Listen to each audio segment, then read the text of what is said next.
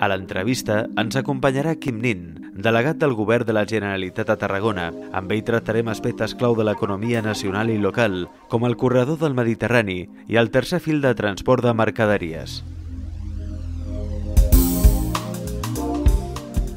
Creu vostè que les retallades són una bona mesura per reactivar l'economia?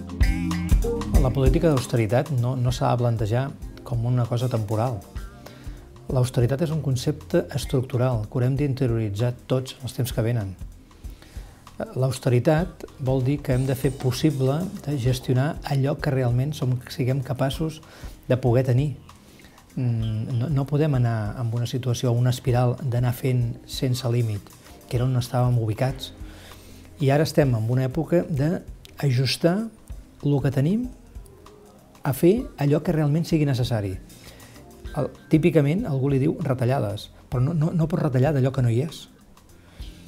Si jo només tinc 5, no puc retallar de 7, perquè només tinc 5. Per tant, amb aquests 5 què faig? I això és on estem. Com a govern, el que han fet moltes empreses, el que fan moltes famílies, és aquesta situació, adaptar-se als temps. I els mercats han d'entendre que els temps no podem anar amb rigideses mentals. Però repeteixo, el concepte d'austeritat no serà un concepte temporal.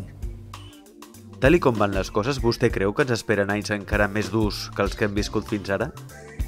Que l'any 2012 serà un any complicat, n'estem convençuts des del govern i crec que la pròpia societat ho va interioritzant.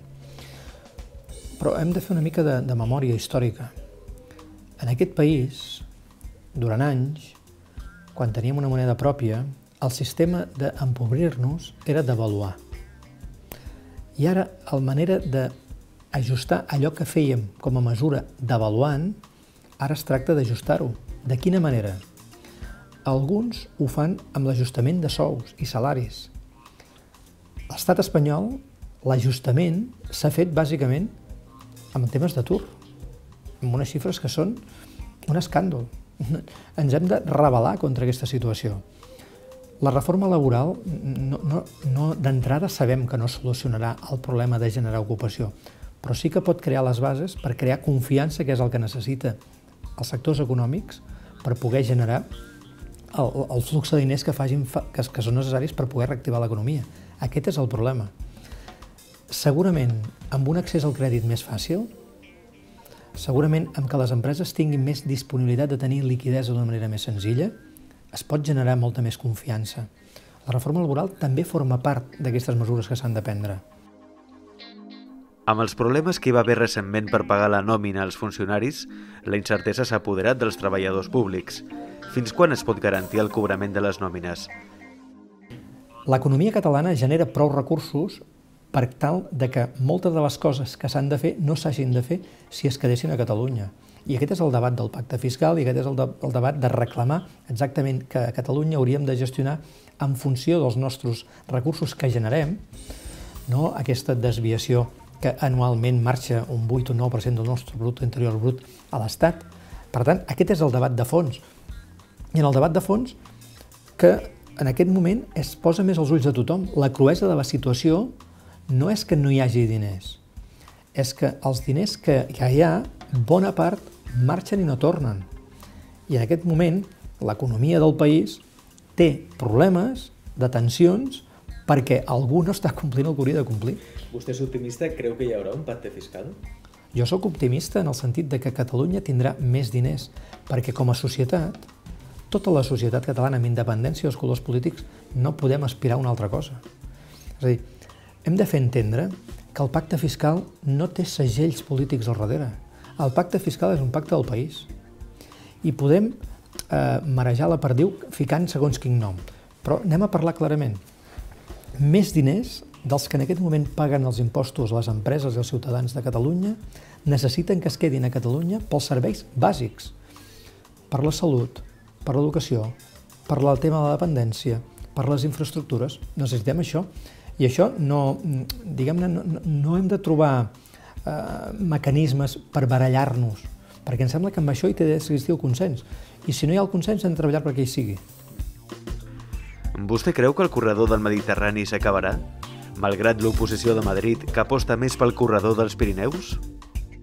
Hem de tenir... amb això crec que tenim un gran aliat. Que el gran aliat no és precisament el govern de l'Estat. El gran aliat del corredor del Mediterrani és Brussel·les.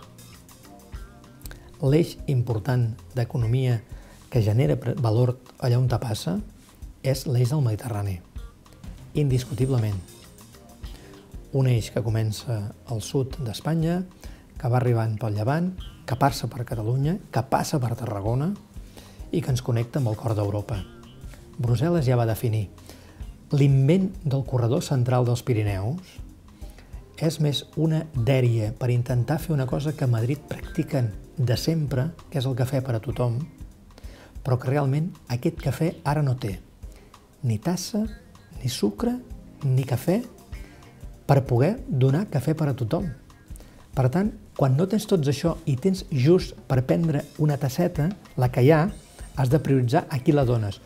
I li has de donar a qui realment tingui capacitat per a partir de que la dones pugui generar més riquesa. I només és el corredor mediterrani, indiscutible. Una alternativa al corredor a curt termini és l'anomenat tercer fil de transport de mercaderies. L'habilitació d'aquest tercer fil la contempla la Generalitat? El tercer fil és el més fàcil de fer. El tercer fil garanteix la sortida de mercaderies del complex, del port, de les empreses que ho necessitin, ràpidament amb connexió europea fins a Castellbisbal. És aprofitar les vies que avui hi ha per situar-hi un fil a 23 centímetres de distància de les que avui hi ha. Tan senzill com això. Sense estudis d'impacte ambiental, un tercer fil que garantiria ample europeu amb trens que passarien de nit, no passarien cada 5 minuts, sinó que s'està parlant de 2, 3, 4 trens al dia, però sempre en horari nocturn. Per tant, el tercer fil és voluntat política de fer-lo. Es comença a dissenyar ara i el 2015 funciona. Què hem escoltat darrerament? Que la ministra va explicar un calendari per tenir el projecte.